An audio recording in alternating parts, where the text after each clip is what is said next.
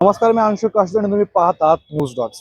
जर कल्पना करा, तुम्ही आयफोन युजर आहात आणि आयफोनच्या ॲक्सेसरीज कुठल्या तरी एका ठिकाणी पुण्याच्या स्वस्त मिळत आहेत. त्या गोष्टीला तुम्ही भुललात आणि तिकडे जाऊन तुम्ही त्या गोष्टी खरेदी देखील केल्या आणि नंतर तुम्हाला समजतंय की या सर्व गोष्टी बनावट आहेत, आयफोनचं पेटंट नसणार आहेत आणि ओरिजिनल नाही आहेत.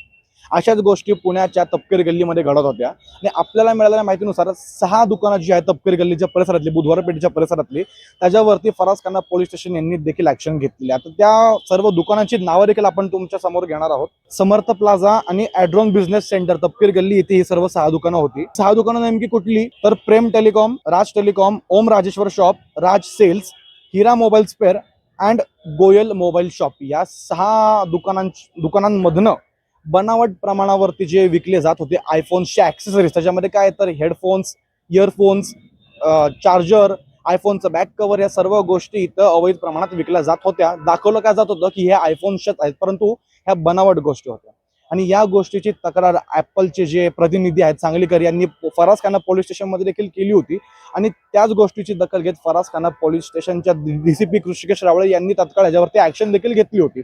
आणि आता आपल्याला बघायचं हे आहे की ह्या गोष्टीच्या माध्यमातून अजून किती लोक समोर येतात, कारण की तसं बघायला गेलं तर ही रॅकेट जी आहे ही संपूर्ण पुणेभर पसरलेली आहे. म्हणजे ही जी सर्व रॅकेट आहे ही सर्व पुणेभर पसरलेली असल्याची शक्यता देखील इथे व्यक्त केली जाते, कारण की बनावट कॉपीज विकणं, बनावट एखाद्या गोष्टी असणं हे काय फक्त एका गल्लीपुरतं सीमित नाही, तर ते पूर्ण पुणे आणि पूर्ण महाराष्ट्रामध्येच देखील ह्याच्या आधी देखील बऱ्याचशा अशा गोष्टी पकडल्या देखील गेल्या होत्या. आणि आता ह्याच्या माध्यमातून असा संशय देखील व्यक्त केला जातो की अजून फर्दर अरेस्ट आर एक्सपेक्टेड, म्हणजे अजून पुढे या गोष्टीच्या माध्यमातून अजून काही लोकांची नावं देखील समोर येऊ शकतात.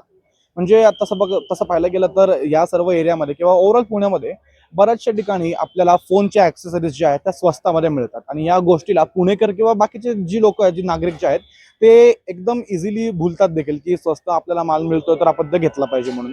परंतु जर एखादा ब्रँड असेल तर ब्रँडचा माल आणि तो बनावट माल ह्या गोष्टीमध्ये फरक असतो. आपल्याला वाटतं की स्वस्त गोष्टीमध्ये चांगल्या असतील, परंतु ह्या अशा फेक कॉपीज किंवा अशा बनावट गोष्टी देखील सरेआम विकणं पुण्यामध्ये चालू आहे. त्यामुळे शाश्वत गोष्टीवरती विश्वास ठेवा आणि पोलिसांनी देखील आता ह्या गोष्टीवरती तर कारवाई केलेलीच आहे, पण अजून देखील या गोष्टीचे तपास अजून डीपमध्ये चालू आहे. आता या सर्व गोष्टीच्या माध्यमातून नेमकं काय निष्पन्न होईल हे आम्ही तुमच्यापर्यंत नक्कीच पोहोचत राहू. तोपर्यंत पाहत राहा न्यूज डॉट्स. मी अंशुक काशे.